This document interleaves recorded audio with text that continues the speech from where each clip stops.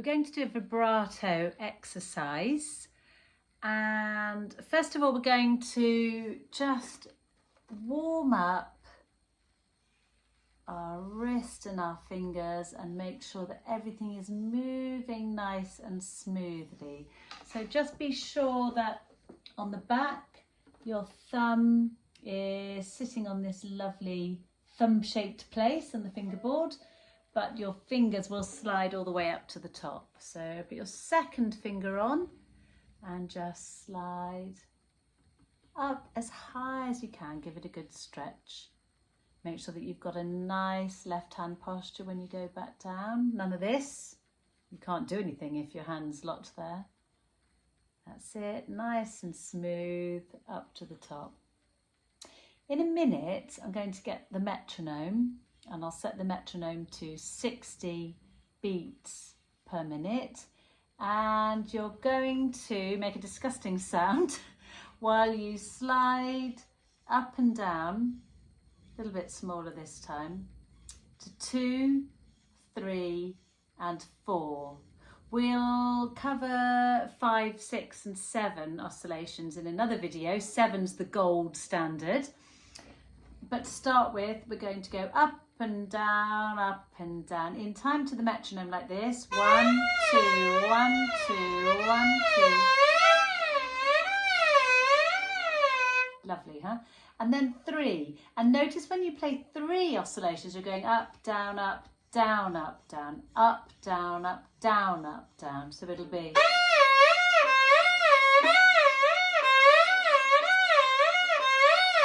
You can do any bowing that you like, but try and put a few in one bow. If you want to double up on your exercises, you can practice using a very slow bow. That's good practice as well. So you could do as many as you can get into one bow. Then you'll do 4, which is a bit easier than 3. 1, 2, 3, 4, 1, 2, 3, 4, 1, 2, 3, 4, 1, 2, 3, 4. Of course, once you get up to 5, 6 and 7, you'll get a better vibrato. But for now, don't worry about what it sounds like. Just see if you can keep in time with the metronome. So let's start just going up and back in time with the metronome. I can actually undo it. There we go. Let's set this to 60. So you're going to play up, back, up, back. I shall be quiet and let you just try a few of those.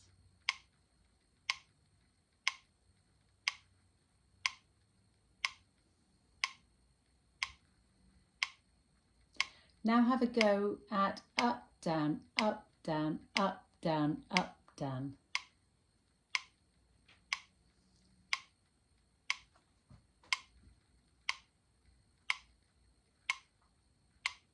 Now have a go at 3.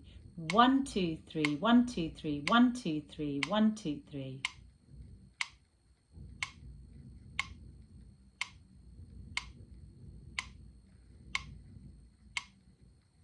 And now 4. 1, 2, 3, 4, 1, 2, 3, 4, 1, 2, 3, 4, 1, 2, 3, 4.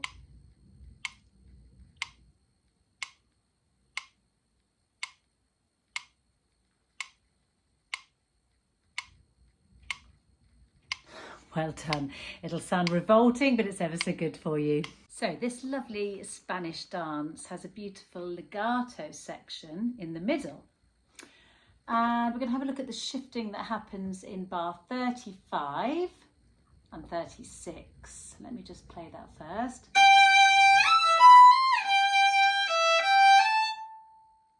Okay, so we're going from second finger on the G. Then you're going to slide up into 4th position and play the harmonic. Then back into 3rd position for the second finger, 2 and 3. And then back to 1st position again. Let's do that again. So just separate bows, or don't worry about the bowing. G,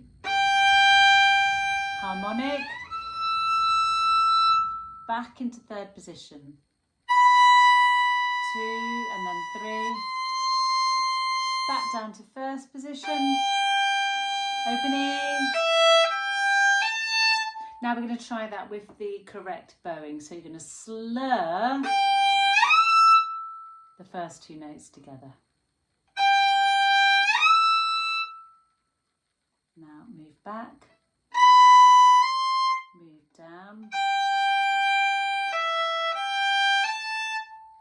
Now let's play that bar both those bars together 3 times in a row. Here we go.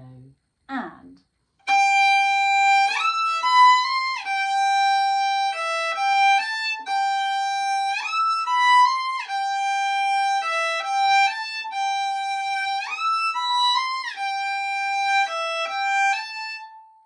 so let's have a look at bar 9.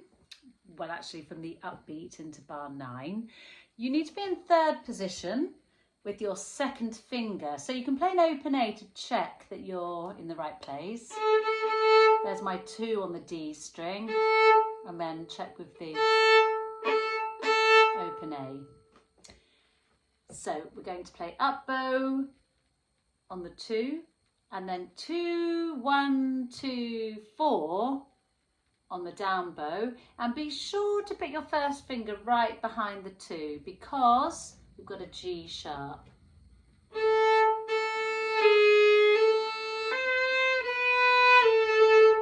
Let's do that again.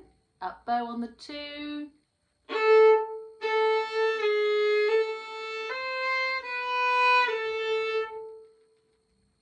And it's also written to slow down there. So you've got ritenuto or ritardando, and we're going to do that now.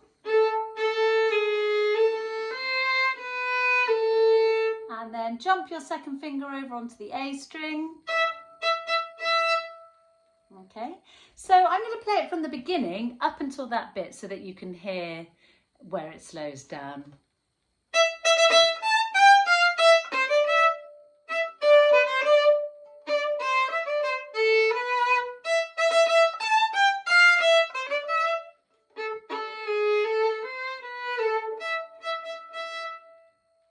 Two things to notice in bar 4 are the 4th finger and the 2 up bows in a row. So 4th finger, be sure to use that. The beginning of the bar is an open E, and then you're going to use your 4th finger because we're going to stay on the A string with the 4th finger. So it makes sense. So E the first time, and then carry on with your 4th finger. 4th finger again here because we don't need to go onto the E string. So let me play all of that from the beginning.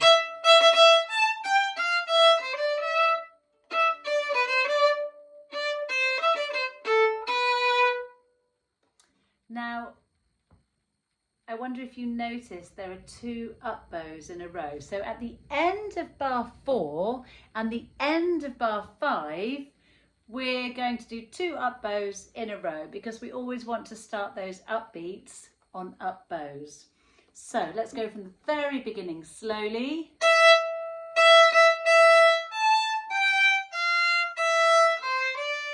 That's an up, and then we have a rest and then another up. Up again. Let's do that one more time.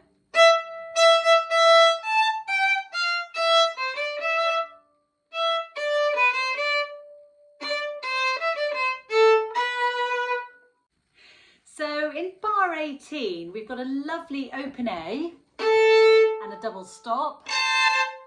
And I think it's really nice after all of those short staccato notes to give this a nice long bow. So if we go from bar 15, bar 15, we're up in 3rd position. So find your 3rd finger on the A string.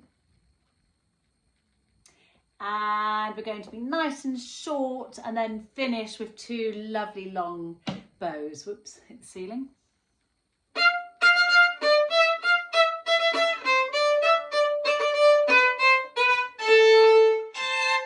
And then it's got an accent on it as well, so you give it a big whoosh.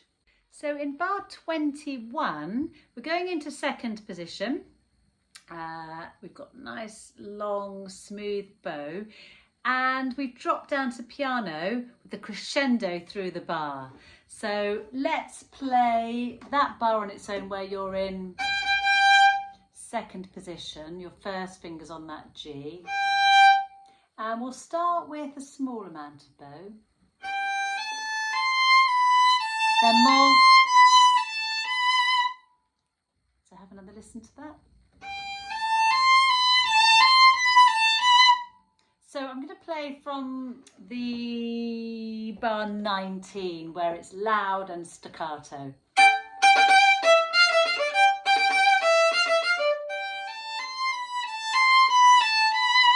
So you've got a lovely contrast there, a contrast of texture. So we've gone from short spiky notes to lovely smooth legato playing, and also from loud to soft with the crescendo.